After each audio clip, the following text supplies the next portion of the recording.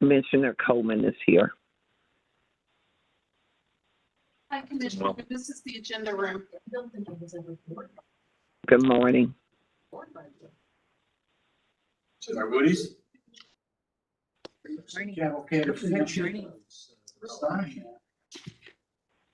Listen to somebody read from the Hardings. Morning, Commissioner. Morning. How are you all? Good. Good morning. 4 years old. Wow. That's a good old man. Telephone Association used to have. God, it is. Maybe we can do that. Staff council.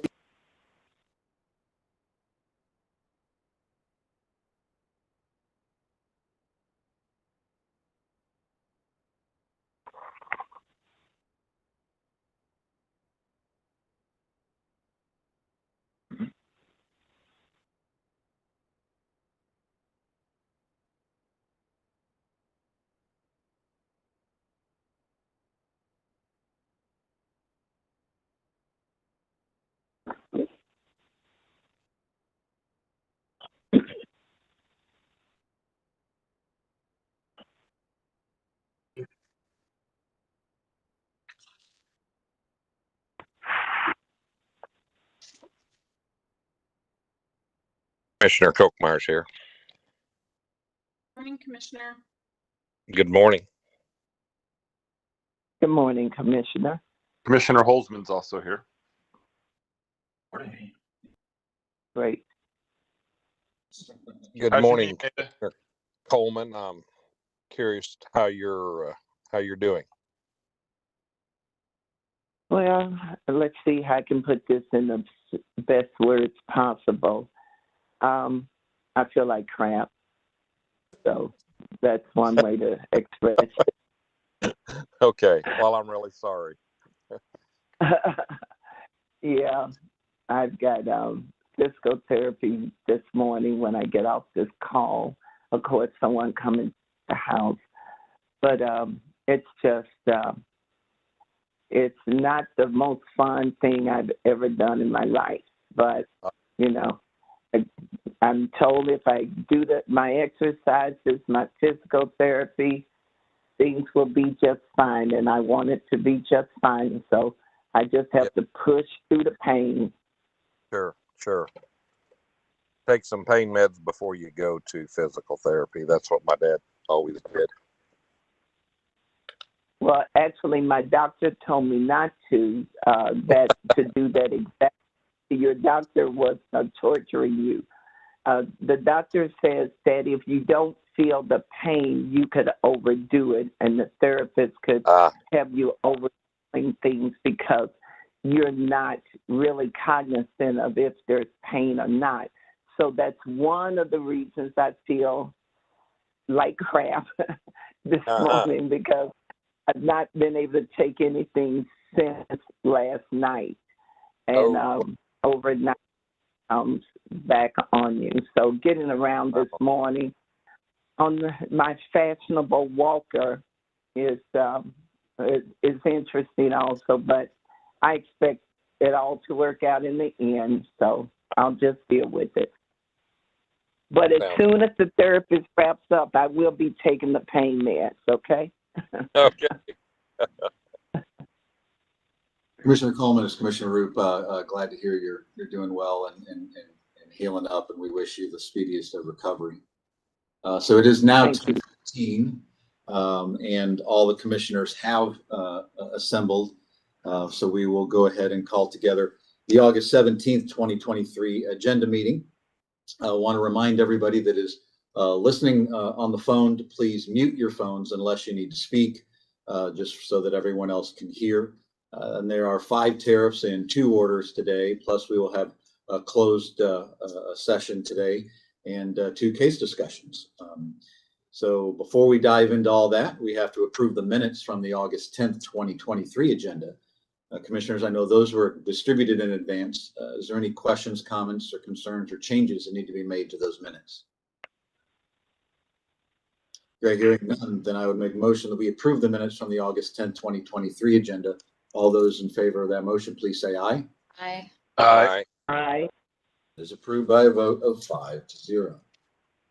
All right, starting off, we have tariffs and new orders, file number EE 2024-0019.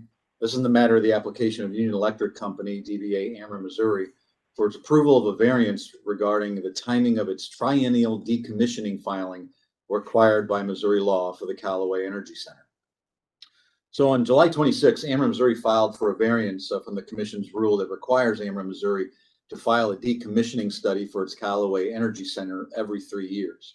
The current deadline to file the study is September 1st, 2023, and Ameren, Missouri states that it will not receive needed information with an outside consultant until mid-August, and that it needs until December 31st, 2023 to submit its decommissioning study. So on July 31st, the staff of the commission filed this recommendation, which they recommend that the commission grant all of Ameren, Missouri's requests. No other party has responded to the staff's recommendation or the variance request. So what this order will do is it will grant Ameren, Missouri's request for a waiver from the commission rule. Ameren, Missouri shall file its triennial decommissioning study no later than December 1st, 2023. And I would recommend that we approve this order, version number 1. Commissioner Coleman.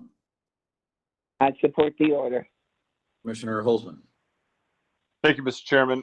Before I respond to this order, I just wanted to say that I would be there in person today, but for my responsibilities as the chairman of the International Relations Committee for NARUC, I am preparing to leave to go to Lima, Peru for the World Forum on Energy Regulation, and I will be there through the next week, and so I will be calling in next week as well. So I just wanted to let you know that, and I support the order.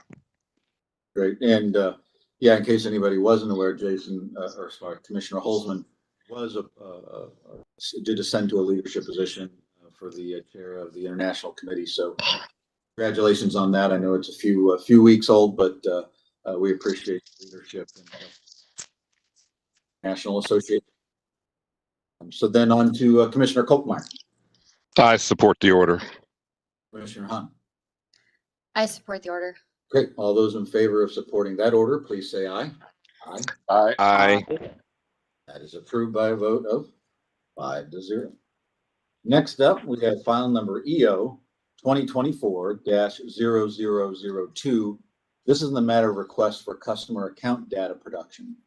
So back on June 30th, Evergy Missouri Metro and Evergy Missouri West filed this motion to establish a docket for further consideration of data production.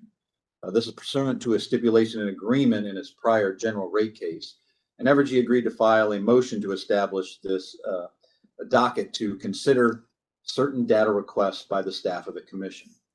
The commission received 3 requests to intervene, all of which were timely filed. The applicants to intervene are Ameren, Missouri, Liberty, and Midwest Energy Consumers Group. Ameren, Missouri states that granting its intervention is in the public interest to efficiently address data availability issues in one proceeding, citing similar issues in its own rate cases. Liberty argued that its intervention would also be in the public interest due to administrative economy, given the similar nature of the data being requested by staff of the electric utilities. MECG was a party to Evergy's prior rate case and was a signatory to the stipulation and agreement which gives rise in this to this docket. MECG argues that any final outcome of this case could impact the cost of service of large commercial and industrial electric customers, which it represents. Ameren, Missouri, and Liberty's applications to intervene are opposed by staff. In some, staff articulates that this file springs out of a settlement that does not involve Ameren, Missouri, or Liberty. Moreover, staff states that settlement set Evergy-specific deliverables. Staff continues to argue that Ameren, Missouri, and Liberty do not have any relevant information regarding whether Evergy can or cannot provide the requested data, and has no information related to Evergy's cost estimates to provide such data. Ameren, Missouri, and Evergy both responded to staff's objection, further arguing for administrative economy and consistency across the state. Recently, the commission has taken a position to not regularly allow utilities to intervene in other utilities' contested cases for many of the reasons cited by staff. In particular, this docket arose from a negotiated settlement that did not involve Ameren, Missouri, or Liberty, and staff's argument that only Evergy can provide the information it seeks is compelling. So it's my recommendation that we approve this order denying Ameren and Liberty's request for intervention, and that'd be version number 1. Commissioner Coleman. I support the order. Great. Commissioner Holzman. Yeah, Mr. Chairman, I agree with you. I understand the other utilities wanting to participate, but it's not going to have a direct effect over them, and any future rate cases would be decided that would just impact them and their rate cases. So I support the order denying participation. Great. Commissioner Copeland. And I also support this. Commissioner Hahn. Thank you, Mr. Chair.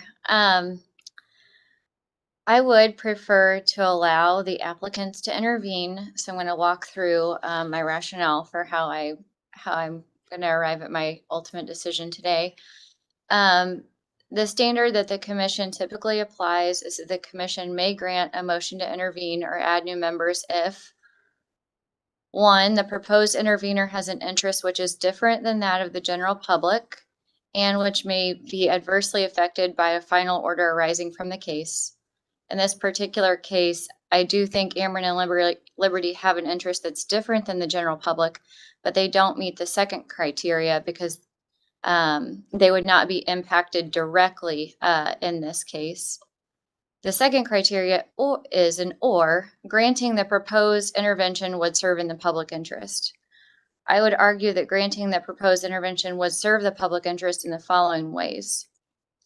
The staff's data request at issue requires Evergy to retain data for providing bill comparison tools for customers to compare rate alternatives. We've heard a lot about that lately. Determinants for assessment of an on-peak demand charge and several other items, including line transformer costs by rate class, distribution costs, and expenses by voltage, et cetera, et cetera. I think these items are relevant to both Ameren and Liberty, and that it would serve the public interest for them to be able to intervene and provide additional information relating to those requests.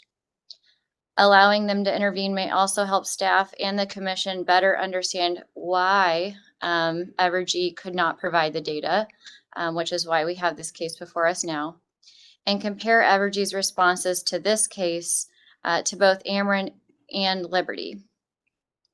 It's likely that this data request is applicable to these utilities in their future cases and recently decided cases as well. It is also my understanding that similar applications for intervention by other utilities in Evergy's cases in the past have been allowed, so long as the request was timely filed. For example, in Evergy's Accounting Authority Order AAO for COVID expenses, applications to intervene were filed and granted to Sierra Club, Ameren, Spire, Missouri American, and MIEC. All interventions were granted. I do really appreciate staff's concerns regarding the interventions, but I ultimately think there are economies of scale that could be achieved on the topic. So today I will not be supporting the order as presented. Great. Thank you for laying that out. I know that everybody benefits from, they kind of understand how we get to our decisions. So I appreciate that. So great. So make motion that we would approve this order of version number 1, which denies Ameren and Liberty's request for intervention version number 1. All those in favor, please say aye. Aye. Aye. Those opposed? Aye. And that is approved by a vote of 4-1. Next up, we have file number GO 2023-0449 in the matter of Spire, Missouri Inc.'s DBA Spire, Missouri East and Spire, Missouri West's filing of its proposed weather normalization adjustment rider, commonly known as NAR, tariff sheets. WNAR. I think we'll go with WNAR. So on June 30th, Spire, Missouri Inc. filed its proposed revisions to its weather normalization adjustment rider tariff sheet. The WNAR is the measurement of the gas use response of the residential customers to weather, which is then adjusted to revenues. August 2nd of 2023, the staff of the commission filed its recommendation that the commission approve Spire's tariff sheets. Staff explained that the WNAR adjustment would increase the average monthly bill based off of 100 CCF of natural gas usage in a given bill month of the typical residential customer by approximately $1.51 in Spire East service area and $1.11 in Spire West service area. No other parties responded and no party opposed approval of the tariff. So what this order does, it approves Spire's weather normalization adjustment rider tariff sheet as filed. And I would recommend that we approve this order, version number 1. Commissioner Coleman. I support the order. Commissioner Holzman. I'm in support of the order. Commissioner Kolkmeyer. I'm in support of the order. Commissioner Hahn. Also in support. Great. All those in favor of approving that order, version number 1, please say aye. Aye. Aye. Aye. That is approved by a vote of 5-0. Next up is file number EO-2023-0445. This is in the matter of the application of Evergy Missouri West, Inc., or DBA Evergy Missouri West, containing its semi-annual fuel adjustment clause true-up. So back on June 30th, Evergy Missouri West filed a request for approval of a true-up amount related to the company's fuel adjustment clause, or its FAC, as provided by Commission rule. The true-up filing concerns billing months of March 2022 through February of 2023, which are designated recovery period 29. The company's filing indicates during the period it overcollected $384,458 from customers. However, also included in the true-up filing was the settlement amount per a non-unanimous stipulation and agreement filed on June 21st. And per that non-unanimous stipulation and agreement, $45,262,522 is to be carried over to the current true-up filing, and the remaining $40,157,565 will be included in a future period. Thus, the fuel adjustment clause amount for which the company seeks commission approval is an undercollection of $44,878,064. So on July 31st, the staff of the commission recommended that the commission approve the company's true-up filing amount of $44,878,064. Staff also agreed with the future adjustment of $45,262,522.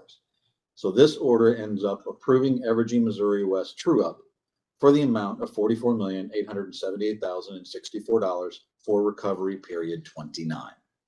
I recommend we approve that order, version number 1. Commissioner Coleman. I support the order. Commissioner Holzman. I'm in support of the order. Commissioner Kolkmeyer. I'm in support. Commissioner Hahn. Also in support. Great. All those in favor of supporting that order, version number 1, please say aye. Aye. Aye. That is approved by a vote of 5-0. All right, file number ER 2023-0444. This is in the matter of the application of Evergy Missouri West, Inc.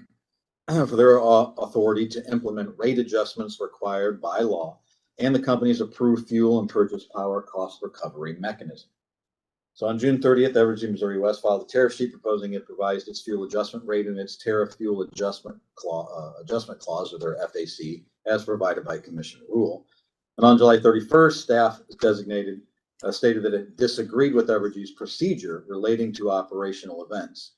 Staff recommended that the commission issue an order rejecting the proposed revised tariff sheet and directing the company to file a substitute tariff sheet that included an approximately $48,000 reduction adjustment to the purchase power expense, reflecting the portion of the proposed adjustment that is not in question. On August 10th, Evergy filed a response to staff. In its response, Evergy stated that it has provided the substitute revised tariff sheet and updated work papers to staff and the Office of Public Counsel, and that staff agrees with the substitute revised tariff sheet.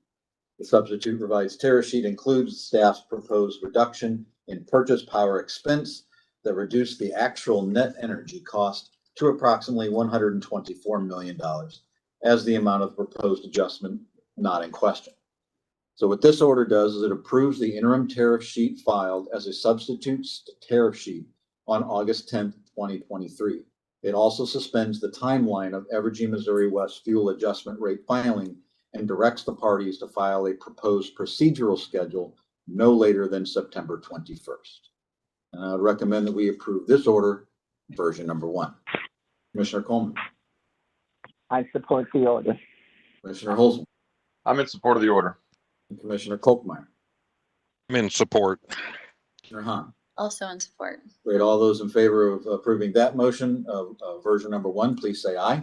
Aye. Aye. Those approved by a vote of 5-0. All right, next up, we have 2 case discussions. So the first up, we have file number ER 2023-0210.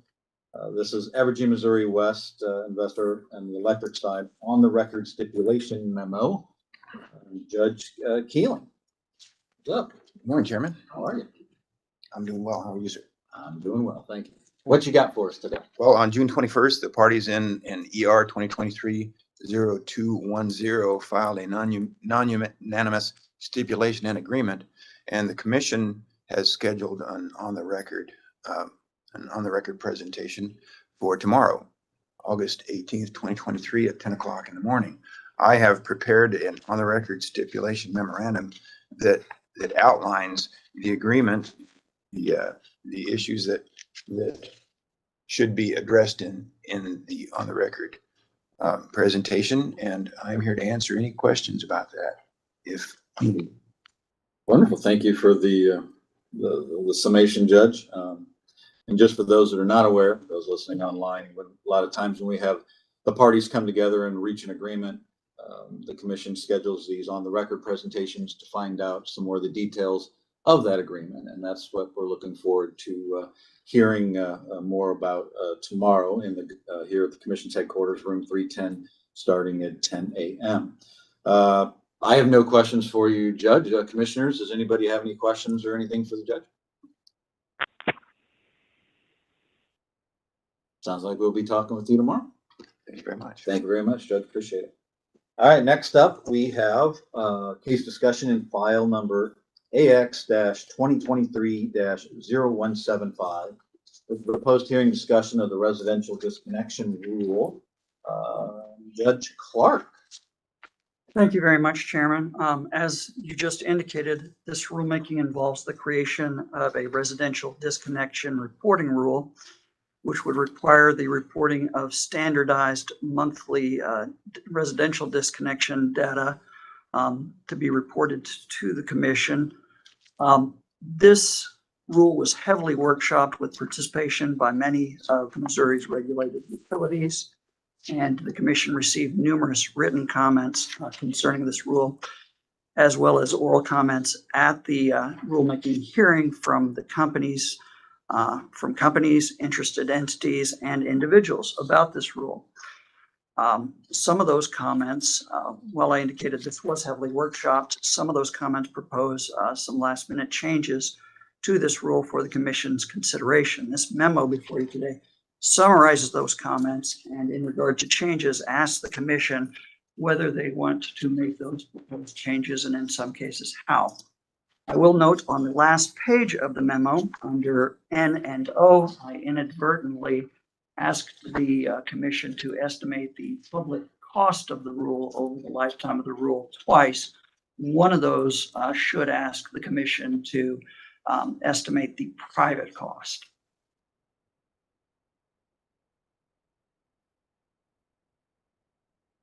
Cool. Well, Judge, thank you for that summation, and thank you for the well drafted memo. You laid things out very, very well, and you gave us several decision points, which I think we can probably just go around the table one by one. Some of these we can probably knock out pretty quick and stuff, but I just thought that might be the most efficient for you. So it looks like our first decision item is number A on page 4. Does the commission want to make any changes to the term residential meters as currently used in the proposed rule?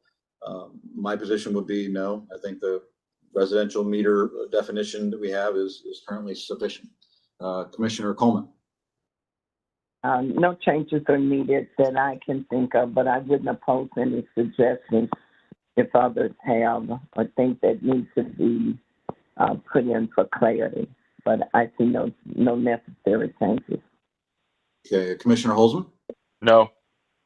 Commissioner Kolkmeyer, I see no changes needed. Commissioner Hahn. Just to clarify, I agree to no changes on this particular item. Okay, yes. Okay. I think that's Okay. what I heard. Okay, so Judge, I think you got a clear one on that one. B, does the commission want to change how data is to be provided under the proposed rule? My personal position is no, the current means of providing data under the rule, I believe, is sufficient. Commissioner Coleman, No changes needed. Commissioner Holzman, No. Commissioner Kolkmeyer, No changes needed. Commissioner Hahn. Nope. Okay, great. Number C, or letter C, number C. Does the commission want to make any changes to section 2L of the proposed rule? In my opinion, no, I do not. Commissioner Coleman, I do not either. Commissioner Holzman, No. Commissioner Kolkmeyer, No. Commissioner Hahn. No. Okay. Letter D, does the commission want to make any additional changes relating to possible variances from this proposed rule? My position is no. I think the current variance language in Chapter 13 is sufficient. Commissioner Coleman, I agree. No changes needed. Commissioner Holzman, No. Commissioner Kolkmeyer. No. No. Moving on to letter E, does the commission want to delay the time that a first required disconnection report would be due? If yes, then how much of a delay? Here I would be in favor of making a 90-day delay after the adoption of the rule, and the due date for the first monthly report, I believe, is reasonable. Commissioner Coleman I like the 90-day delay, Mr. Chairman. and Commissioner Holzman. Yes. Anytime between 60 and 90 is fine. Commissioner Kolkmeyer, Yes, I agree with you, Mr. Chairman. Commissioner Hahn. Also in support of delayed implementation anywhere between 60 and 90 days. So fine with 90 days. Sounds like you have agreement there on a majority on 90. F, does the commission want to make any changes to further simplify the reporting requirements of this proposed rule? My position, no. I think the rule's was pretty simplistic enough. So I would say no changes. Commissioner Coleman, No changes. Commissioner Holzman, I haven't seen any suggested, so no. and Commissioner Kolkmeyer. No changes. Hahn. No. And letter G, does the commission want to make a change to the time period for data reporting? I am in favor of making the change the first minute of the first day of the month and the last minute of the last day of the month, which I believe is a little more understandable than the current rule language. Commissioner Coleman, I would recommend no changes. Commissioner Holzman, Yeah, I'm in support of that change. Commissioner Kolkmeyer, I agree with you, Mr. Chairman. Commissioner Hahn. I'm also in support of the change because during the hearing on it, there was significant discussion around the time period. So I would agree to the suggested change. And letter H, does the commission want to add a waiver provision to this proposed rule? I personally don't believe no. I think the waiver and the variance provisions of Chapter 2 are sufficient. Commissioner Coleman, I agree with you. What we already have is sufficient, so no changes.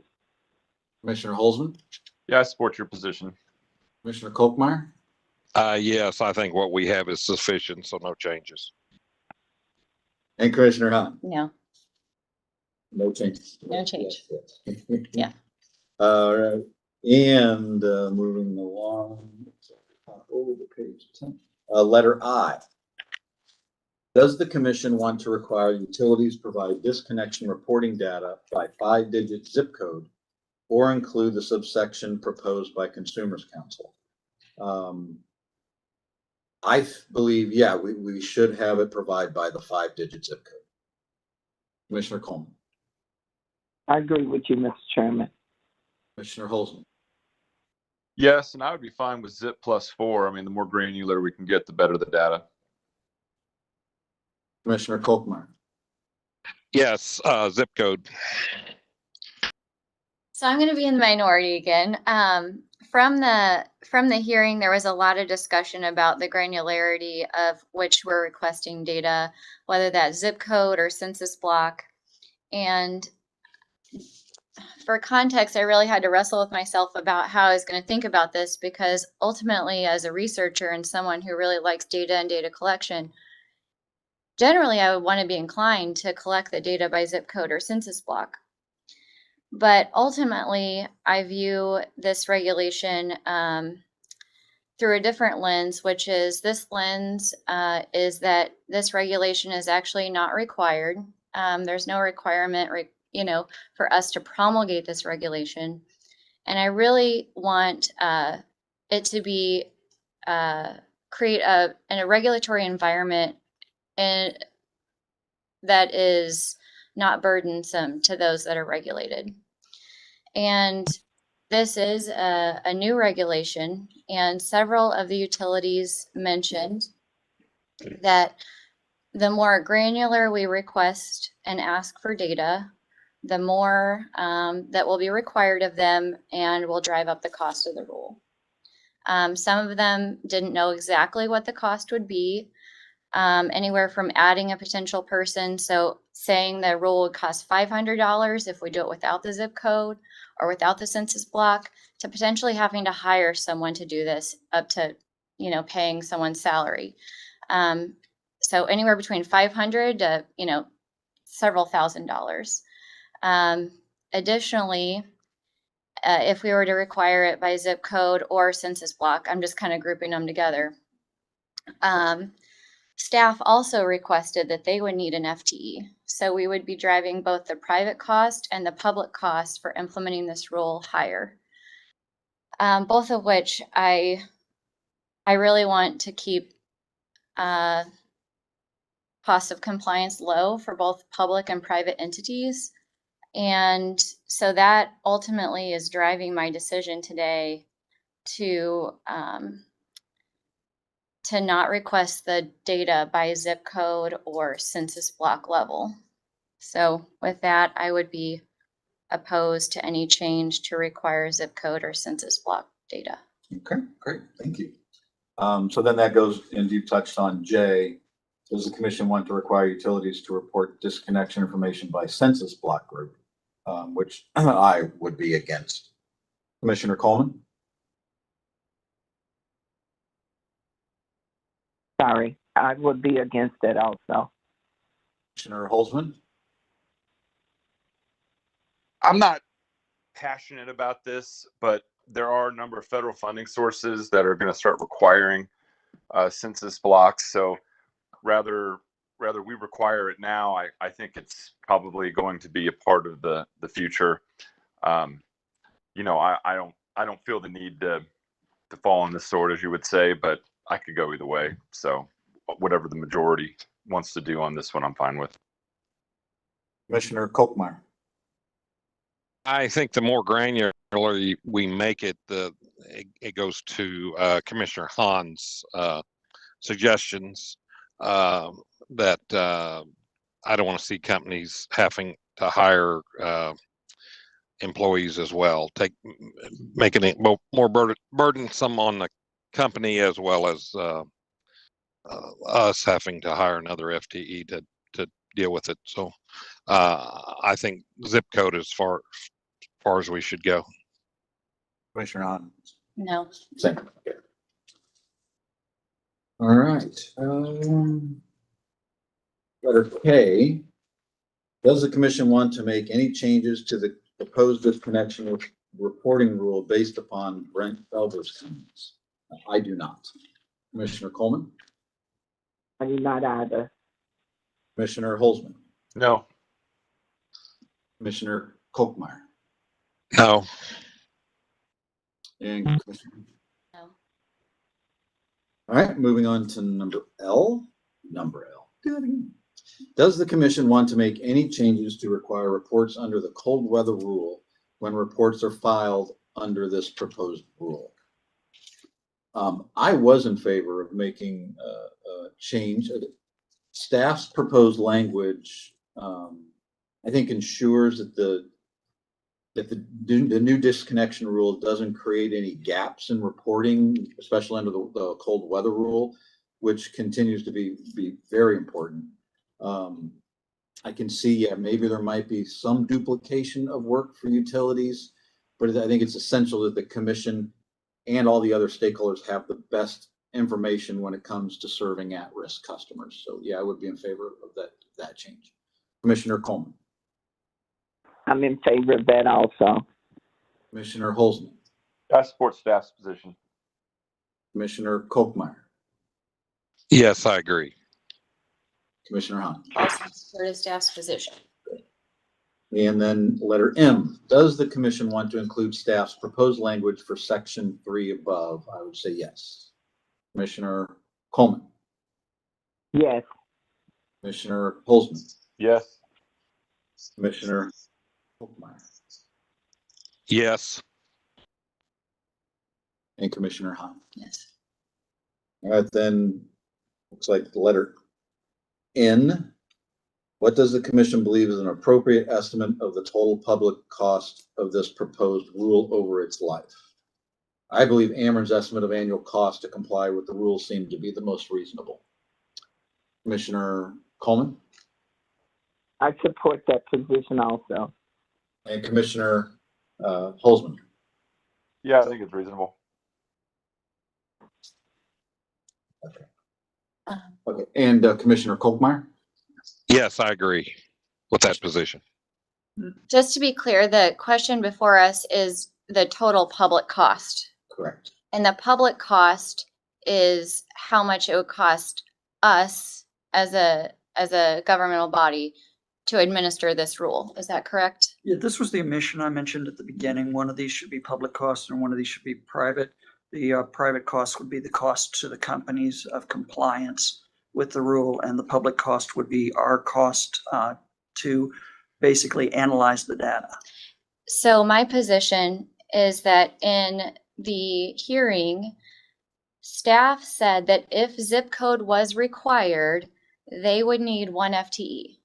So whatever the public cost for 1 FTE is to implement this rule now is, I think, probably a reflection of the public cost. So whatever staff estimates that to be. Are you clear on for your order for this one? I'm sorry. Yes, Okay. that I can work with that information. All right. Very good. So do we need a separate decision on the private costs? You do, actually. And I will say, these are estimated costs. They are not meant to be perfect. At the end of the first full year of compliance, there is a report, basically, it's not a true up, but basically to see how close the estimate was. Okay. I got you. Okay, so then, so you're good on N. Now let's go to O, which is the same question, but Cost to companies. the cost of the companies. Okay, so then, yeah, okay, so Ameren, I believe, estimate of the cost I thought was the most reasonable. Thank you. Thanks. Sorry for Judge, got confused. This is my fault. I No. apologize. I created the confusion by putting the same question twice. It's a gray area and there's been a lot of changes in the law, so you don't even worry about it. Commissioner Coleman. Ameren's position. Commissioner Holzman. So just to be clear, previously Ameren had said between 8 and 15,000. Now, if we're going to add an FTE, do we have what an average FTE would be? And we're talking 35 or 40? I don't think Please, Judge, go ahead. I'm sorry. I don't think that was addressed by the companies in regard to how it would be depending on how more granular it got. I think they were looking at the low end of 8,000 and the high end of 15,000 for compliance. I think when there were discussions at the hearing about that aspects, both Liberty and Evergy, I believe, indicated that a majority of those costs would be the upfront costs of compliance, which involves basically doing whatever needs to be done to their software to prepare to extract this data and report it. Well, I mean, I think if we're ordering the company to comply, then whatever the costs are, we should support that. So, yeah, I support making sure that the costs are appropriate for the expense. Okay, thank you. Commissioner Kolkmeyer. I'm with you, Mr. Chairman, your position. And Commissioner Hahn. So I think from the hearing, what I gleaned from this is that the more granular the data, the higher the cost.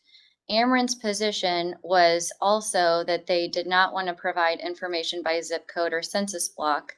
And so I don't recall if their fiscal note estimate between 8,000 and 15,000 was reflective of their concern relating to the granularity of the data reported. So if we require a higher level of granularity of data by zip code, I don't know actually if their fiscal note estimate is reflective of that or not. Additionally, other utilities were there and mentioned that they do not know the cost because they didn't know the granularity of the data that we were going to request. And so that was unknown to them at the time. What is for sure agreed upon is that the private cost for implementing this rule is certainly over $500, which is what is required for a private fiscal note to be filed and calculated. So I would say that the cost is on the lowest side. I mean, you have to do it for every utility. And so 8,000 to unknown.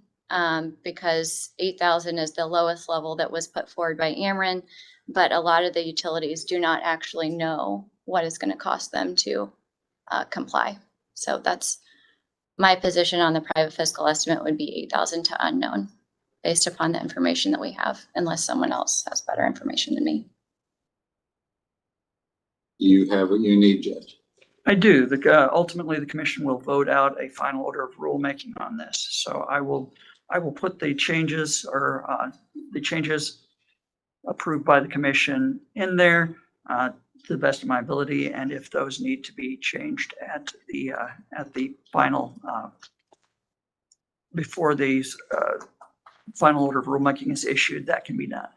Great. So you got what you need to write your order? I do. Thank you, Chairman. Thank you. We appreciate that. And I'm sure we'll hash out some of those details in different versions. So thank you, Judge. Thank you, Commissioners, for your detailed responses there.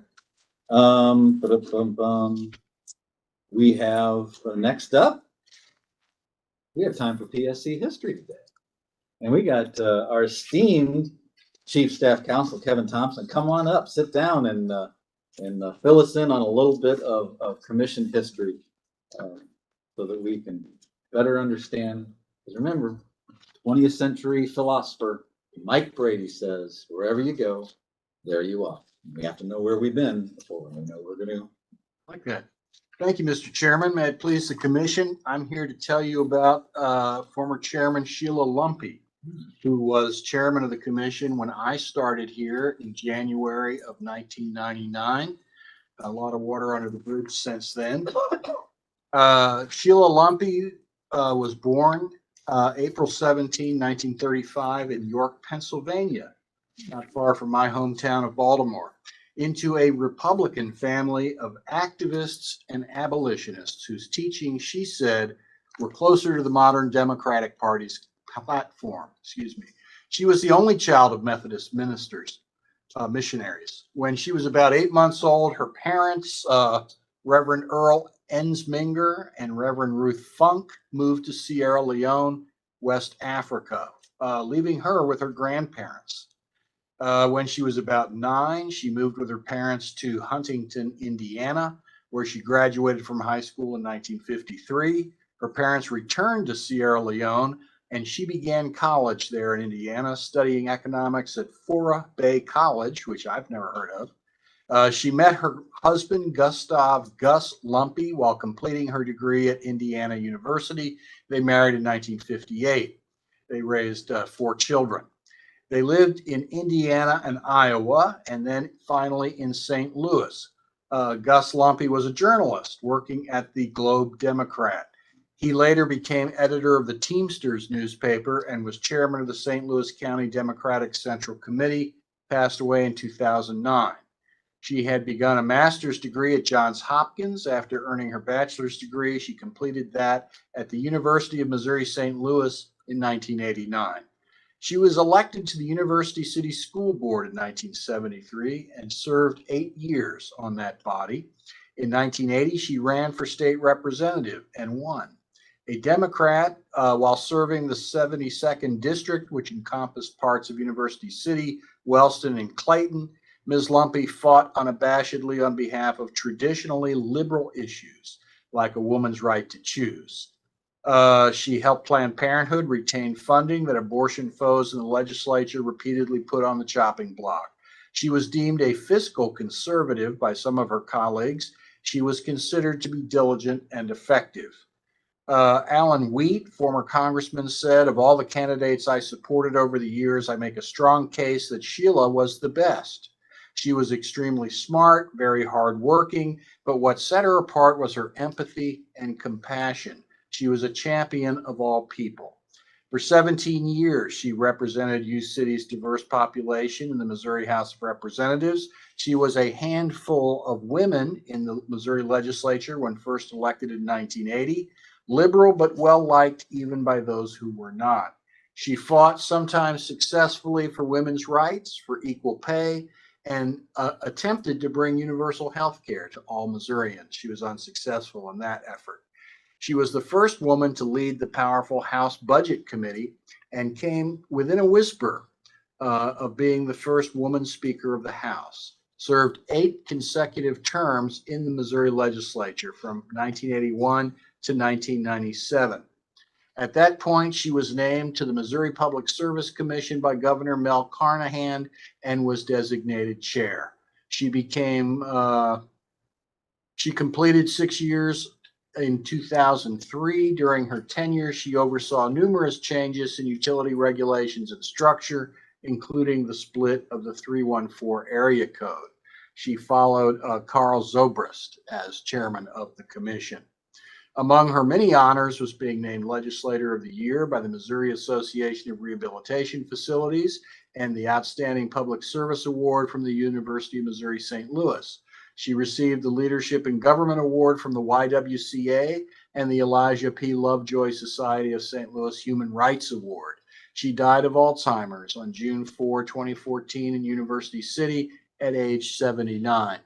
Those of us who were here when Sheila Lumpy was chairman, Judge DuPel, for example, was a judge along with I at that time, will recall that for every holiday, she went around and put some symbolic token appropriate to the holiday on everybody's nameplate. I mean, every member of the staff. I remember on July 4th, it was always little American flags. There was always some sort of Christmas sticker, was there not, or Christmas item for Christmas. She was well respected and much admired, and I remember her fondly. Thank you. Well, thank you. Thank I you. appreciate the personal touches on that. That is, Thank that was interesting. That was interesting. I like history. Next up, we have scheduling, and then we will have to go into closed session for some litigation issues. But let's jump right into scheduling. Looks like Friday, August 18th, which is tomorrow. We have a 10 a.m. on the record presentation. That's in case ER 2023-0210. That's Evergy West application for authority to implement adjustments required by law on the company's approved fuel purchase power cost recovery mechanism that Judge Keeling mentioned earlier today.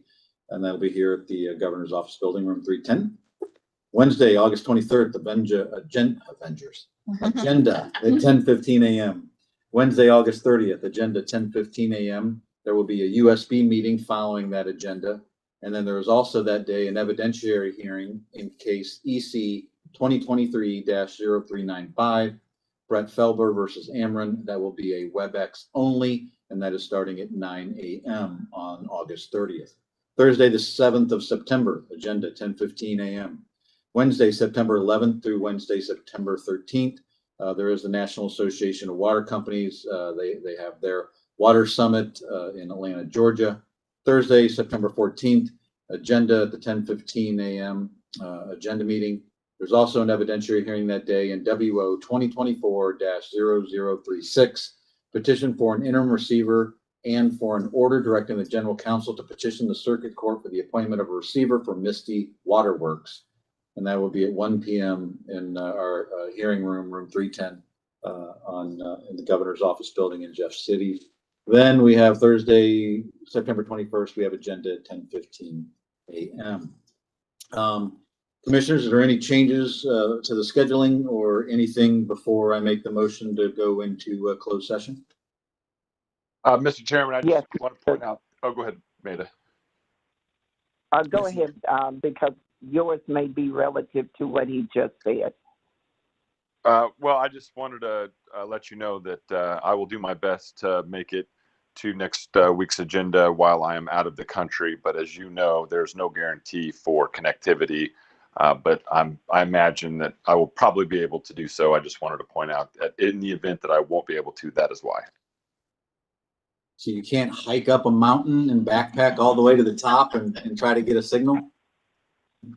Well, Cusco is at 11,500 feet, and I'm quite worried about the altitude change. But then Lima drops down to 500 feet above sea level. So pretty drastic changes there in the two locations. So I'm sure that I will be able to make it, but I just wanted to point out in the event that I didn't, it would be the first agenda that I've missed in over 2.5 years. Understand, and I know it is very, especially when you're international, trying to get connectivity and everything. So we appreciate your efforts, and if for some reason you can't, we completely understand. Commissioner Coleman, did you want to add anything, request anything? Yes, thanks, Mr. Chairman. I did send via email my thank you to all of the PSC relative to the flowers that I have received, but I would like to publicly say thank you to my commission colleagues that presented me with these flowers on behalf of the entire PSC staff. They are beautiful, and all of the hospital staff who came into the room commented on them. So thank you all again. You heal up quickly. All right, so we will adjourn after our closed session, but I will make the motion that we go into closed session under section 610.021 subsection 1 RSMO regarding litigation. All those commissioners in favor of going into closed session, please say aye. Aye. Aye. Aye. All right, well, we will adjourn agenda upon the end of that closed session. And just give us a moment, commissioners, to clear the room. And Judge, can they stay on the line, or they need to call back in and do anything? I think.